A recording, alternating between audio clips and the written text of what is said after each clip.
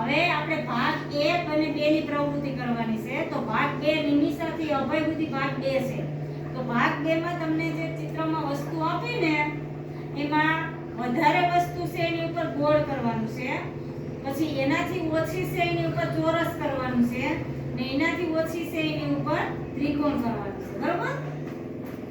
અને ભાગ 1 માં સુહાનીથી અલ્તવ સુધી ભાગ 1 છે. તો ભાગ 1 માં જો તમારી બુકમાં ટપકાથી આમાં આકાર દોરેલા છે. તો આ આકારને તમારે જોડવાના છે.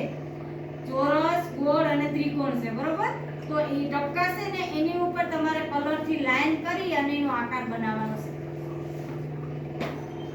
હાલો બધાય હાલો ગોળ, ચોરસ ને ત્રિકોણ જે છે ને એની ઉપર લીટી કરીને ટપકા જોડો. હાલો ફીજા, મેં શીખવાડ્યું એ રીતે કરવા મને બેટા.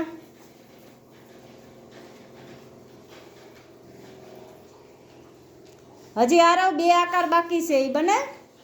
હા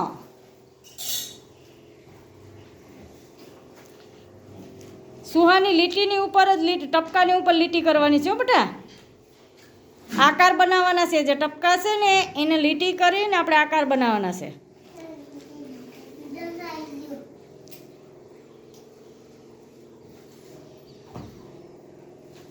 હાલો તમે બધાય વધારે વસ્તુ છે એની ઉપર ગોળ, એનાથી ઓછી છે એની ઉપર ચોરસ અને હાવ ઓછી છે એની ઉપર ત્રિકોણ કરવાનું છે. બરોબર?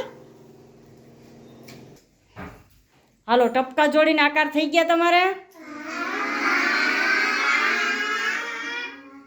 સરસ આકાર બનાવ્યા હો ભાઈ. આવડી ગયા ને? હવે તમારે બધાને 3 આકાર બનાવવાના હતા. બનાવ્યા? વધારે બધાથી વધારે હોય એની ઉપર શું કરવાનું હતું? જોવું જોઈએ. બધાથી વધારે વસ્તુ હોય એની ઉપર શું કરવાનું હતું? ગોળ. પછી એનાથી ઓછું હોય એની ઉપર શું કરવાનું છે? ચોરસ. અને એનાથી ઓછું હોય એની ઉપર શું કરવાનું હતું? ત્રિકોણ. સરસ થઈ ગયું બધાને?